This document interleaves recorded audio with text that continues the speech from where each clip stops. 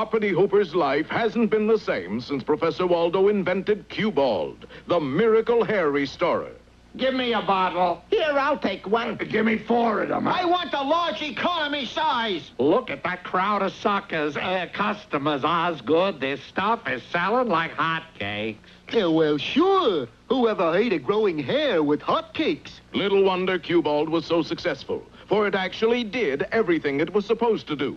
It not only grew hair on heads, but everywhere else. People used Q-Bald to repair shag rugs. They used it to turn T-shirts into Angora sweaters. One famous movie star even poured gallons of it on the ground in front of her home. Yes. Now I've got the only blonde lawn in Beverly Hills. What does your gardener think of that? Oh, what gardener? I use a hairdresser. Tell me, Miss Lavoom, do you want your lawn parted on the side or with bangs?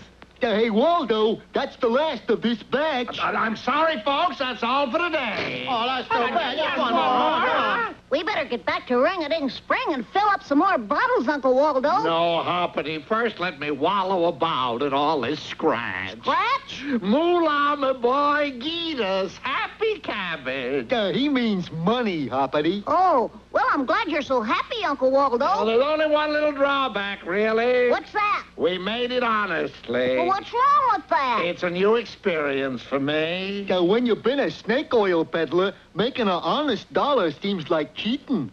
Little did our friends know that they had made a bitter enemy.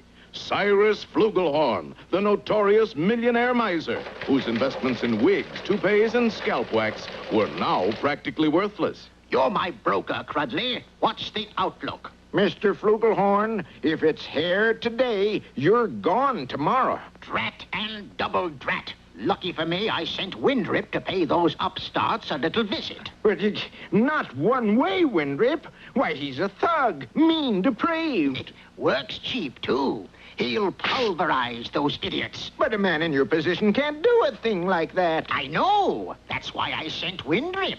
And at that very moment, the sinister Windrip was lurking outside Professor Waldo's caravan.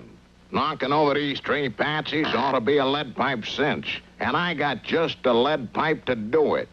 Skulking to the door of the trailer, Windrip prepared to do his dastardly deed.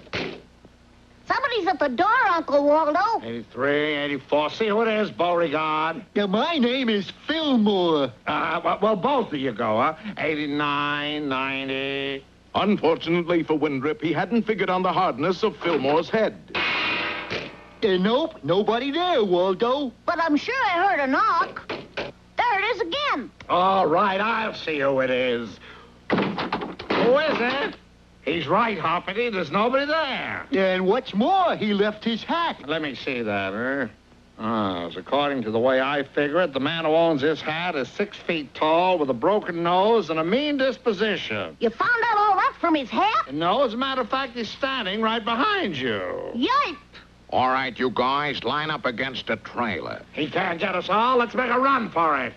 On the other hand, I'm bound to get one of you. Don't run, fellas. No, let's hop instead. What? Hop like this. What the? Stand still, you little creep. Well, obviously Windrip hadn't figured on our hero's agility. In a few seconds, his gun was empty and Hoppity was unscathed. I had a line to say here, but it was censored. Gee, that was keen. They don't call me Hoppity for nothing, you know. You mean you charge for it? Well, it would seem that our troubles are over, Jasper. You said it, Waldo. Nothing to worry. Bunthorn, you forgot to set the brake, you addle-peg, you numbskull. You drove it, Les. Well, accidents will happen. Yes, and it looks as if one's about to happen to Hoppity, for he's trapped in the back of a driverless truck, careening downhill to Hairpin Corner. Makes you feel warm all over, doesn't it? Don't fail to see our next episode, How to Straighten a Hairpin.